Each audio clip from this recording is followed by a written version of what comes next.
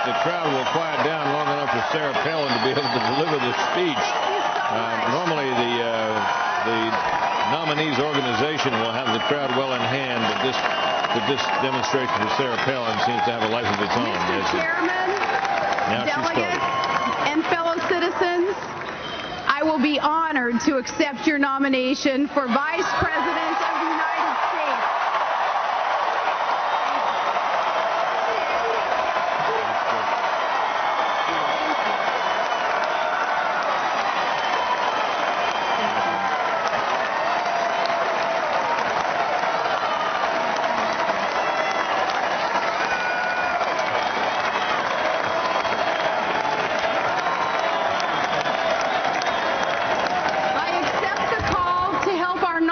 For president to serve and defend America, and I accept the challenge of a tough fight in this election against confident opponents at a crucial hour for our country. And I accept the privilege of serving with a man who has come through much harder missions and met far graver challenges and knows how tough fights are won. The next President of the United States, John S. McCain.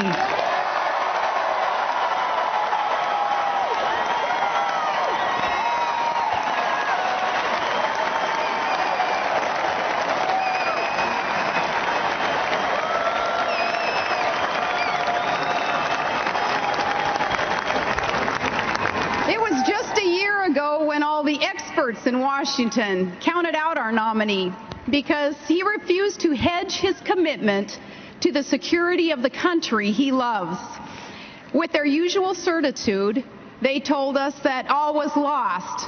There was no hope for this candidate, who said that he would rather lose an election than see his country lose a war. But the pollsters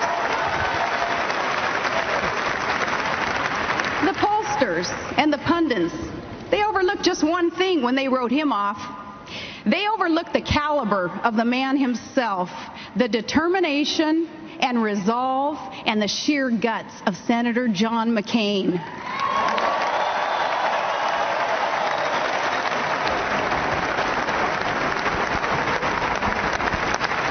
The voters knew better, and maybe that's because they realize there's a time for politics and a time for leadership, a time to campaign and a time to put our country first.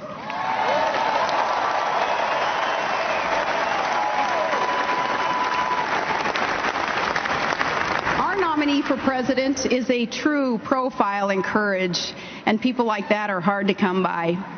He's a man who wore the uniform of his country for 22 years and refused to break faith with those troops in Iraq who now have brought victory within sight.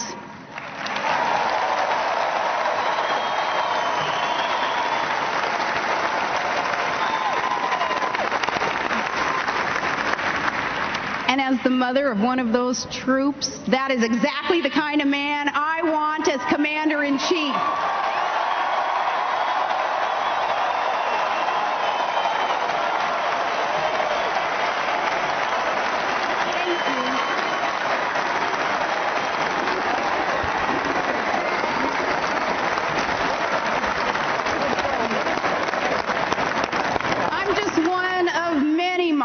Who will say an extra prayer each night for our sons and daughters going into harm's way.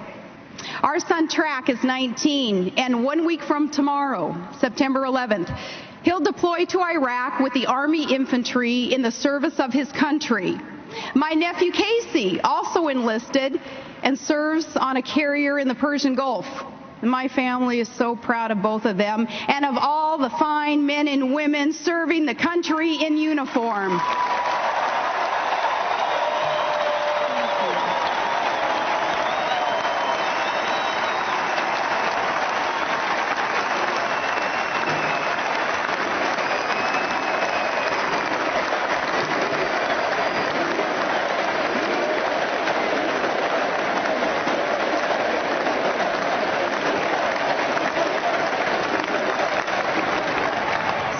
is the eldest of our 5 children. And our family, it's 2 boys and 3 girls in between. My strong and kind-hearted daughters, Bristol and Willow and Piper.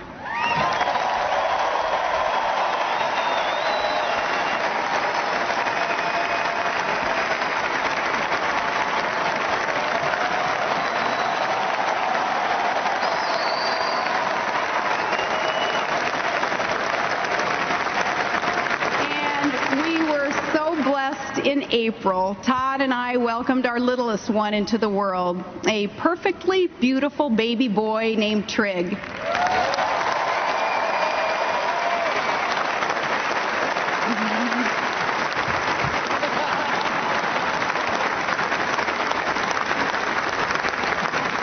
You know, from the inside, no family ever seems typical, and that's how it is with us.